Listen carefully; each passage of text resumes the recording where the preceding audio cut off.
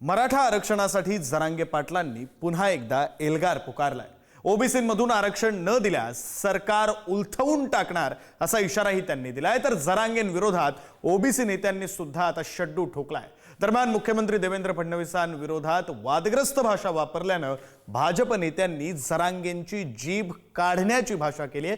त्याविषयीचा हा रिपोर्ट पाहूया।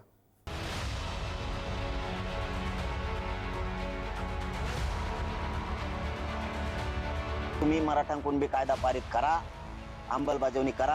आमचा जीव गेला तरी चालेल, आमचा जीव असेपर्यंत आम्ही जरांगेंना ओबीसी मधून आरक्षण घेऊ देणार नाही। मराठ्याच्या पोराला एक नुसती काठीने जरी डवचिलं तर मी सरकार उगुकून फेकणार। तर ती वळवळणारी जीभ हातात काढून देण्याची ते सामर्थ्य आमच्यासारख्या 96 कोळी मराठ्यांमध्ये आहे।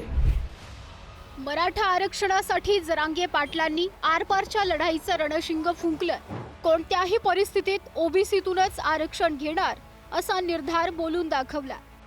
मराठ्यांना सरसकट आरक्षण न दिल्यास सरकार सुद्धा उलथवून टाकणार असा इशारा जरांगे पाटलांनी दिलाय। तर मराठा समाजाला ओबीसी मधून आरक्षण घेऊ देणार नाही अशा भाषेत ओबीसी नेते लक्ष्मण हाकेंसह नवनाथ वाघमार यांनी ठणकावलंय। आमची प्रमुख मागणी आहे मराठा आणि कुणबी एक आहे। हा अध्यादेश हा जार आम्हाला मंजुरी सहित अंमलबजावणी सहित पाहिजे, त्याशिवाय आम्ही मुंबई सोडणार नाहीत हे सरकारनं लक्षात घेणं गरजेचं आहे। त्यानंतर हैदराबादचं गॅझेटियर हे आम्हाला लागू केलेलं पाहिजे अंमलबजावणीसह। आम्ही कुठल्याही परिस्थितीत आमचा जीव गेला तरी चालेल, आमचा जीव असेपर्यंत आम्ही जरांगेंना ओबीसी मधून आरक्षण घेऊ देणार नाही। ही आमची पहिल्या दिवसापासूनची आम्ही त्यावर उपोषणं केलेले आहेत। त्यामुळे जरांगे ज्या संस्कृतीत वाढलाय त्यानुसारच बोलणार ना। मी कायम सांगतो ना, जरांगे काही तत्वज्ञ नाही, जरांगे काही समाजसेवक नाही, जरांगेला आरक्षणातलं काही कळत नाही, तो लोकशाही मानतच नाही मुळात। त्यामुळे मुख्यमंत्र्यांनी असल्या फालतू माणसाचं लाड करणं बंद करावं। मराठ्याच्या पोराला एक नुसती काठीने जरी डवचिलं तर मी सरकार उगुकून फेकणार, हे पण तुम्ही ध्यानात ठेवा। मी मुलाहिजा करणार नाही। माझ्या पोरात आणि माझ्या समाजाच्या जातीत माझा जीव आहे। आमच्या सरकारी नोंदी जेवढ्यात त्याचा आधार घेऊन तुम्ही मराठा कुणबी कायदा पारित करा, अंमलबजावणी करा, गॅझेटियरची सगळ्या अंमलबजावणी करा। ही तुम्हाला विनंती, आणखीन वेळ गेलेली नाही।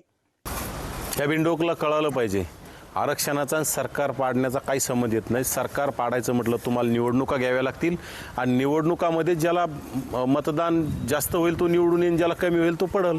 त्याच्यासाठी निवडणुका घ्याव्या लागेल। असं सरकार उलथून टाकण्याची भाषा म्हणजे याच्या हातात काय?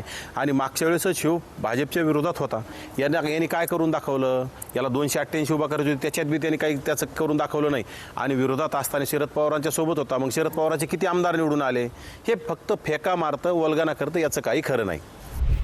जरांगे पाटलांनी आतापर्यंत अंतरवाली सराटीत उपोषण केलंय। आता मात्र त्यांनी 29 ऑगस्ट पासून मुंबईतील आझाद मैदानात आमरण उपोषण करण्याचा इशारा दिला। दरम्यान जरांगे पाटील आपल्या भाषणातून मुख्यमंत्री देवेंद्र फडणवीसांवर खालच्या भाषेत टीका करतात। त्यामुळे आता भाजपा नेते जरांगे पाटलांवर अक्षरशः तुटून पडले। जरांगेंची वळवळणारी जीभ हातात काढून देण्याचं सामर्थ्य आमच्यात आहे असा इशारा नितेश राणेंनी दिलाय। ज्या शिवरायांचा आपण आदर्श घेतो त्या छत्रपती शिवरायांनी नेहमीच प्रत्येक माता भगिनीचा आदरच केलेला आहे। जरांगेने आरक्षणाची लढाई लढावी, पण ती लढत असताना आमच्या फडणवीस साहेबांच्या आईबद्दल अगर अपशब्द बोलण्याची हिम्मत करत असेल तर ती वळवळणारी जीभ हातात काढून देण्याची ते सामर्थ्य आमच्यासारख्या 96 कोळी मराठ्यांमध्ये आहे, हे त्यांनी लक्षात ठेवावं। त्यांना हरामखोर बोलत असताना तुम्हाला आम्ही सुपारीखोर जरांगे तुला बोलू का, तुला चिंधीचोर त्या ठिकाणी बोलू का? आणि त्याच्यामुळे मला वाटतं की आपल्या अवकाळीतनं आपण बोललं पाहिजे।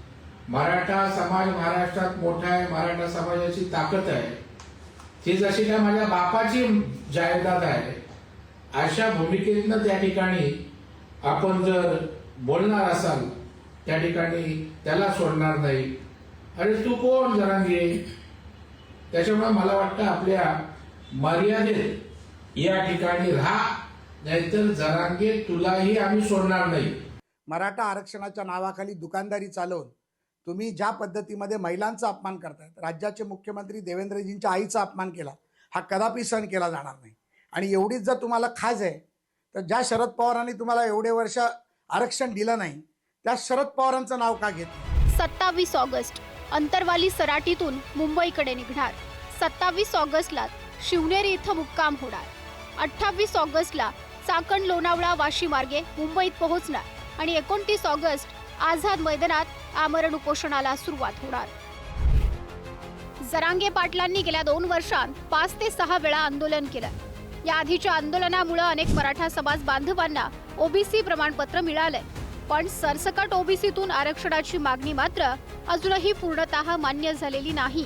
त्यामुळं सगळे सोयऱ्यांना आरक्षण देण्याच्या मागणीवरही जरांगे ठाम आहेत. मराठा कुणबी एक आहेत हा अध्यादेश काढा. हैदराबाद, सातारा, बॉम्बे गॅझेटियर लागू करावे. ज्यांची कुणबी नोंद सापडली आहे त्यांचे सगळे सोयरे घ्या.